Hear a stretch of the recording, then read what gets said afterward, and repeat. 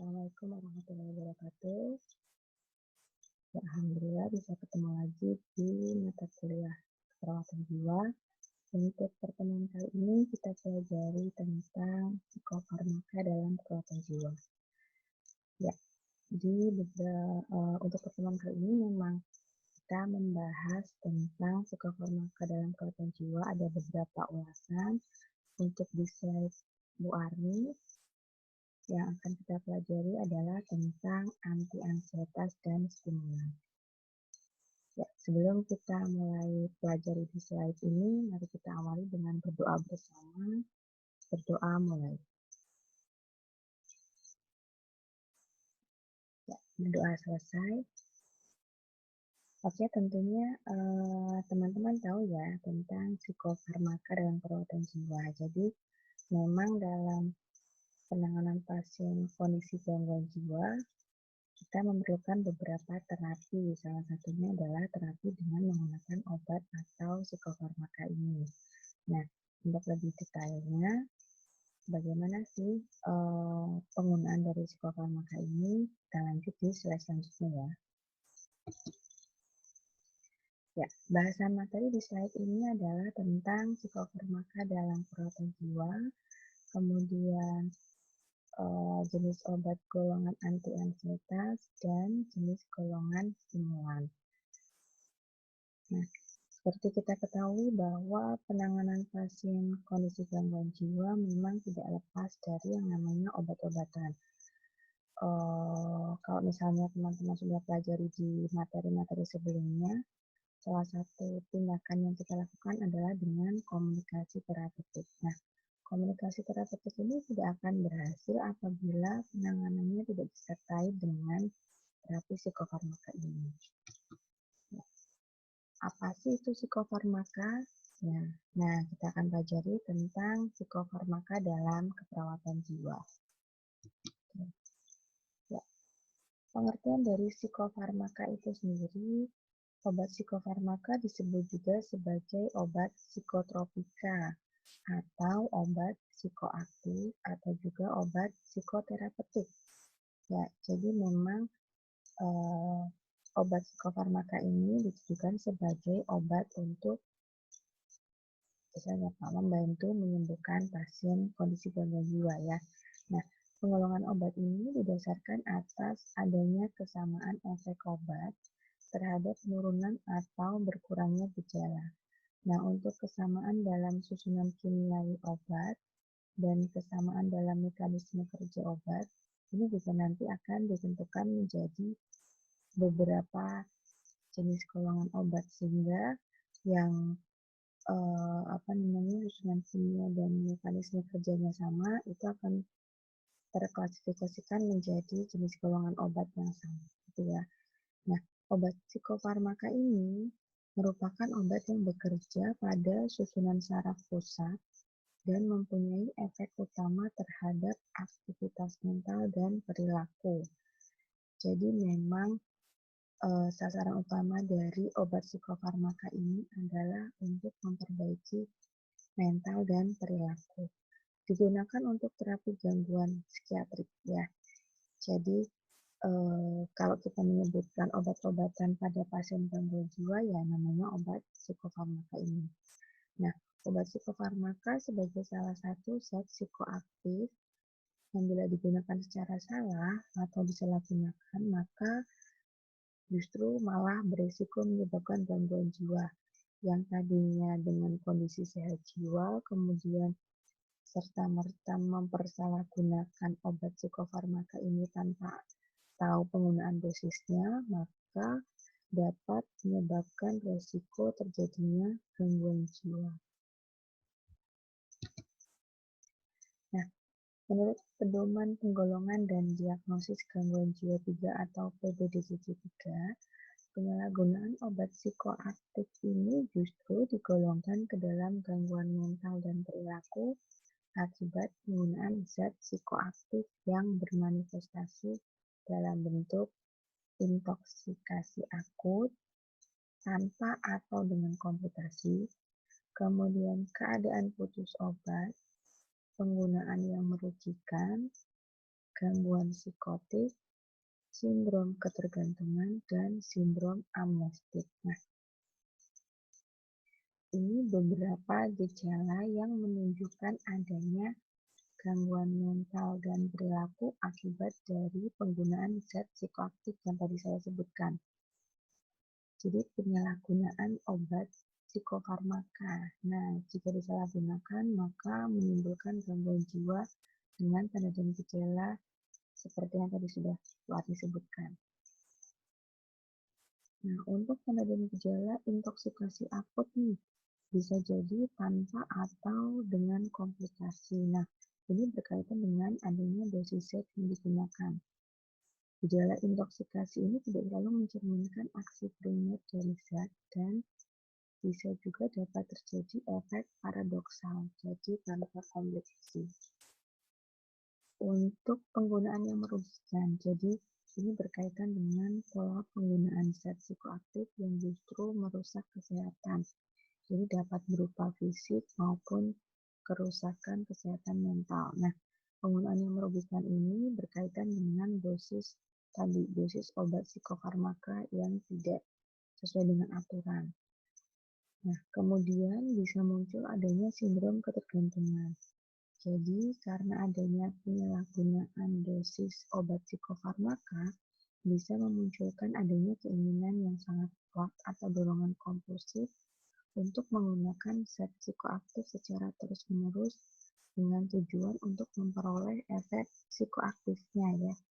Jadi, tanpa adanya permasalahan di kondisi perilaku dan mentalnya, tetapi memang seseorang tersebut menyalahgunakan untuk memperoleh efek psikoaktif. Nah, ini salah. Nanti akan memunculkan adanya sindrom ketergantungan. Selanjutnya adalah keadaan putus obat.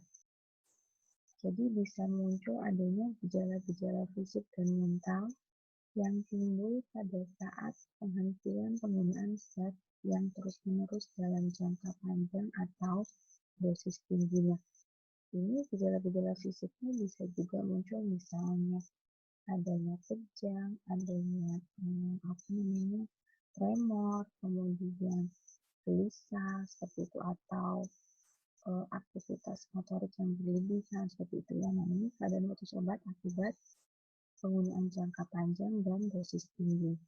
Kemudian gangguan psikotik, di mana gangguan psikotik ini merupakan sekumpulan gejala psikotik yang terjadi selama atau segera setelah penggunaan zat psikoaktif. Jadi, akibat dari penyalahgunaan obat psikofarmaka untuk memperoleh efek psikoaktif ini, nantinya bisa memunculkan gejala psikotik yang ditandai dengan adanya halusinasi, kemudian kekeliruan identifikasi, atau bahkan bisa muncul adanya waham dan atau ideas of reference ya, gagasan yang menyangkut diri sendiri sebagai acuan yang seringkali bersifat kecurigaan atau ke suatu ajaran tentang kondisi yang salah, tidak nyata ya. Kemudian sindrom amnestik. Nah, sindrom amnestik ini merupakan gejala di mana terdapat kendala atau gangguan daya ingat jangka pendek yang sangat menonjol. Jadi amnesia tentang memori jangka pendek. Nah, beberapa tanda gejala tadi ini merupakan manifestasi dari gangguan mental dan perilaku akibat dari penyalahgunaan zat aktif. Nah, kemudian kita lanjut, sebetulnya untuk terapi psikofarmaka pada pasien gangguan jiwa itu apa saja sih? Nah, di sini akan kita lihat jenis obat psikofarmaka yang digunakan dalam keperawatan kesehatan jiwa.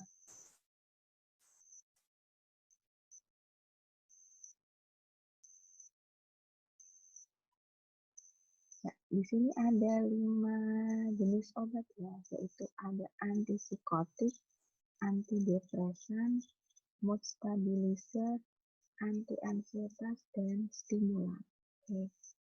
Antipsikotik ini merupakan golongan obat untuk mengendalikan dan mengurangi gejala gangguan bipolar, kemudian skizofrenia, gangguan kecemasan atau depresi.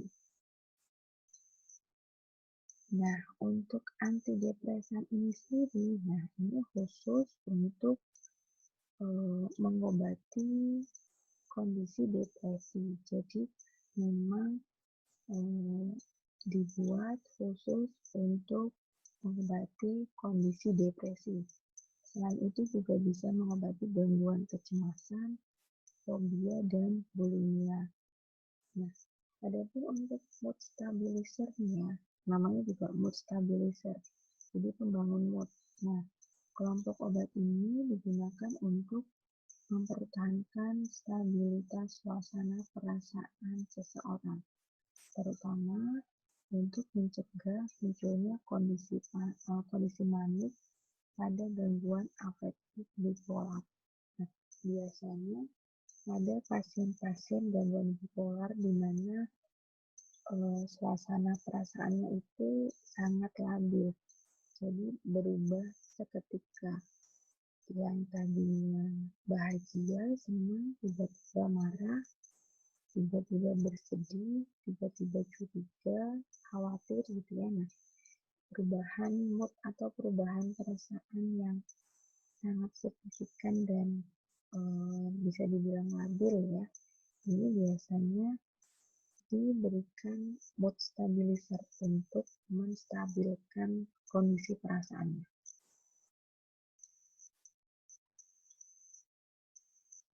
Ya, selanjutnya untuk anti-ansietas. Nah, di sini anti-ansietas ini namanya juga anti-ansietas ya, pasti teman-teman tahu. Anti-ansietas, anti kecemasan. Nah, memang betul. Di sini digunakan untuk mengobati gangguan kecemasan. Nah, bisa dibilang anti-ansietas ini adalah obat penenang minor.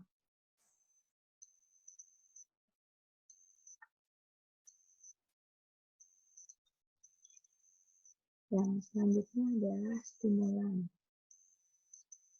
Nah, stimulan ini merupakan obat-obatan yang menaikkan tingkat kewaspadaan di dalam rentang waktu tertentu, dalam rentang waktu singkat. Jadi dengan memunculkan atau merangsang adanya perasaan waspada dalam diri pasien. Ya, khusus untuk slide kali ini kita akan bahas tentang yang anti-ansietas dan stimulan. Ya, kita masuk ke slide berikutnya tentang anti-ansietas. Ya, tadi sudah kita bahas sedikit tentang anti-ansietas. Ini di sini untuk anti-ansietas bisa juga disebut ansiolitik sedatif ya.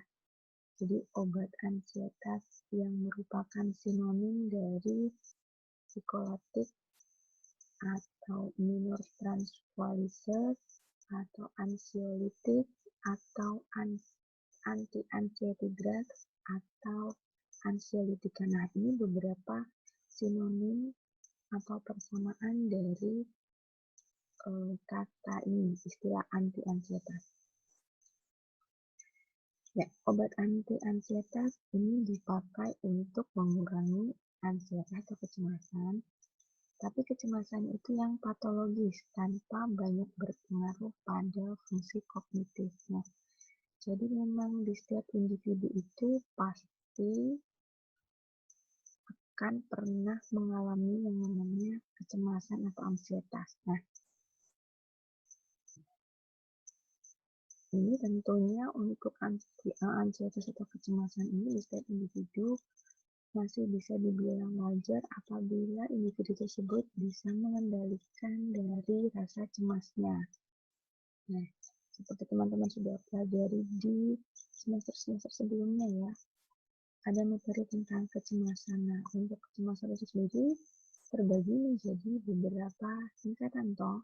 Ada kecemasan ringan, sedang, berat, yang paling parah itu adalah panik. Nah, Jadi apabila seseorang itu masih bisa mengendalikan kondisi cemasnya atau bisa dibilang tingkat cemas ringan, nah ini masih bisa dibilang wajar. Tapi kalau sudah seseorang sudah tidak bisa mengendalikan, bahkan tidak bisa lagi melakukan aktivitas seperti biasa, nah ini yang dikatakan sebagai kecemasan patologis. Nah, inilah yang terjadi pada pasien kondisi gangguan jiwa yang akhirnya memerlukan pemberian obat anti-ansietas. Nah, untuk klasifikasi dari anti-ansietas ini sendiri itu terdiri dari dua kelompok jenis anti-ansietis. Ada benzodiazepin dan non-benzodiazepin. Jadi untuk golongan benzodiazepin itu contohnya obat-obatannya antara lain ada diazepam, cordiazepam, lorazepam, clobazam, bromazepam, oxazolam, clorazepam, alprazolam, prazepam. Nah, ini biasanya teman-teman sering mendengar ya sebagai obat penenang, ada diazepam, alprazolam gitu ya, yang sering terdengar di telinga kita ya. Ini merupakan obat anti-ansietas golongan benzodiazepin. Nah, untuk golongan non-benzodiazepin ini contohnya adalah sulfiride dan buspirone ya. Nah, antara benzodiazepin dan non-benzodiazepin ini memang yang sering digunakan adalah yang benzodiazepin karena tingkat keamanannya yang tinggi. Jadi tidak menimbulkan efek samping yang berlebihan jika dikonsumsi pada pasien.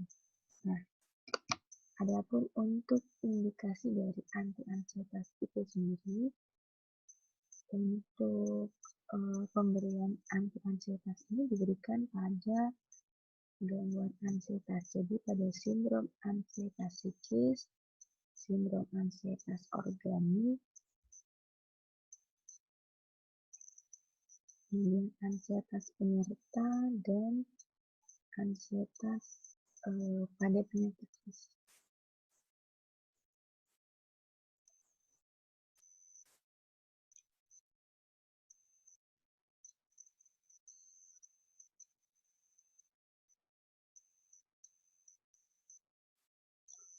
Nah, adapun untuk sindrom ansietas psikis itu merupakan gangguan ansietas secara umum, bisa juga gangguan panik, bisa juga gangguan fobia, atau gangguan obsesif kompulsif, bahkan bisa juga pada gangguan stres pasca trauma.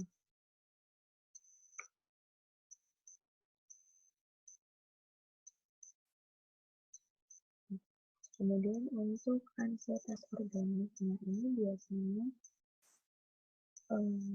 kondisi ansietas disebabkan karena adanya kelainan di dalam organ tubuh ya, misalnya hipertiroid, kemudian leukomatosis dan lain-lain.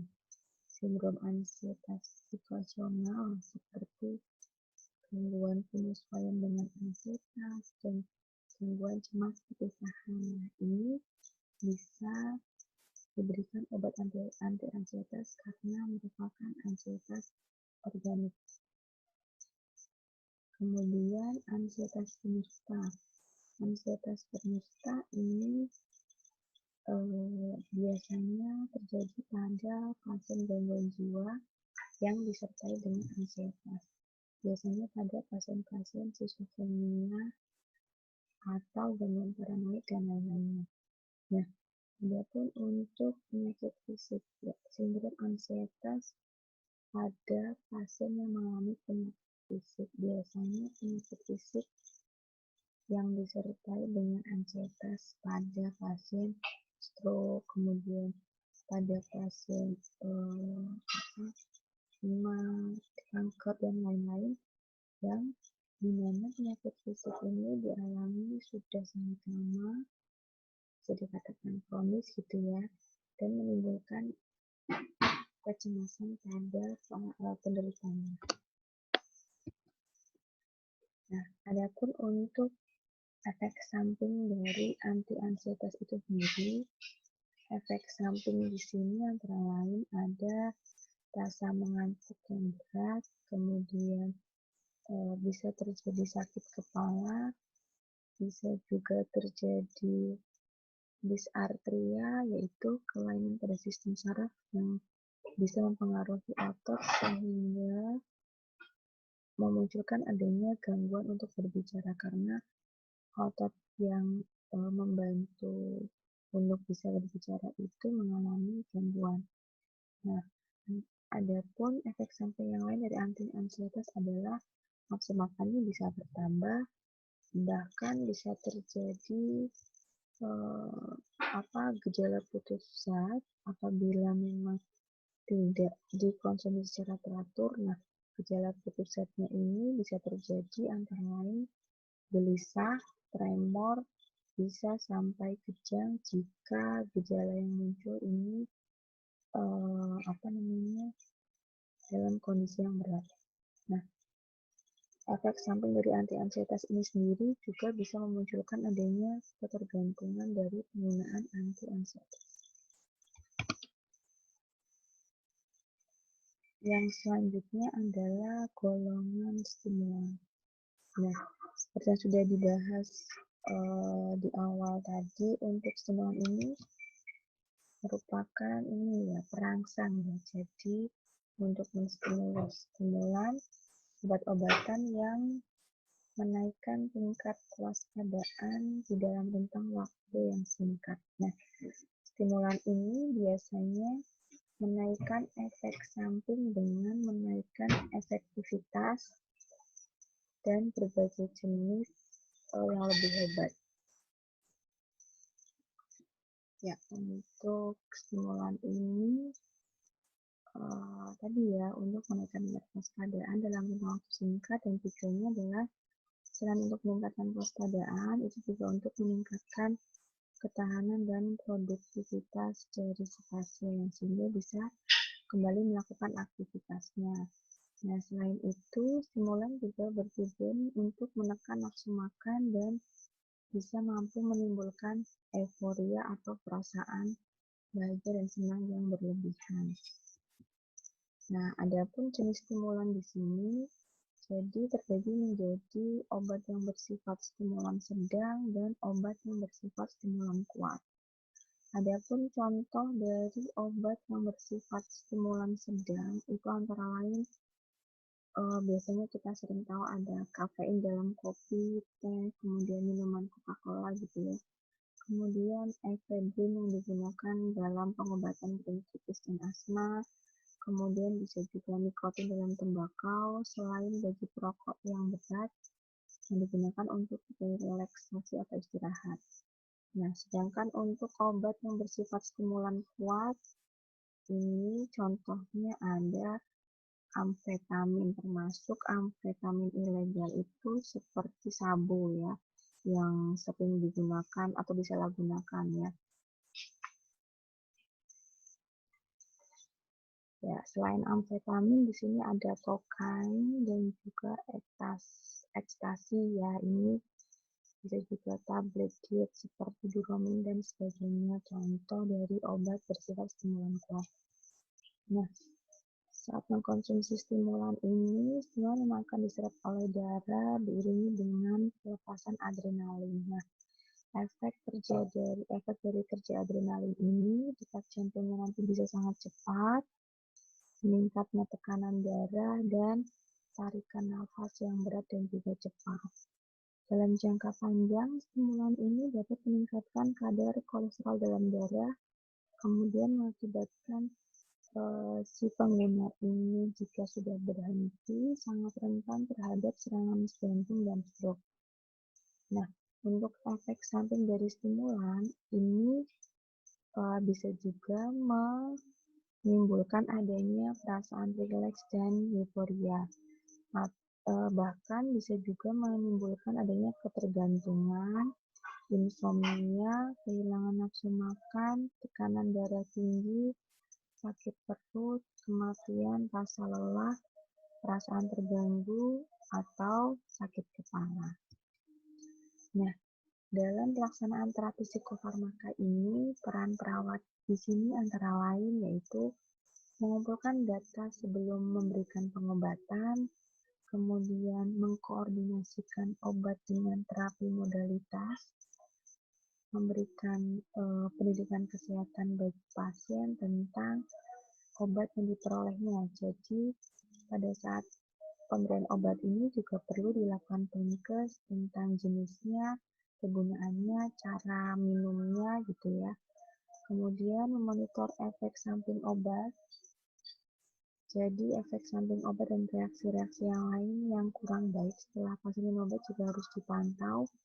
Jadi pada saat pasien sudah minum obat ini jangan langsung ditinggal ya, tapi dimonitor setelah minum obat. Nah, kemudian melaksanakan prinsip-prinsip pengobatan, jadi harus memperhatikan betul 6 benar obat, karena perawat di sini sebagai kunci untuk memaksimalkan efek terapeutik obat ya.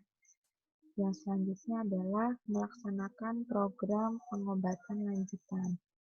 Jadi menyesuaikan dengan terapi non-farmakologi di mana peran perawat di sini ikut serta dalam riset interdisipliner. Ya.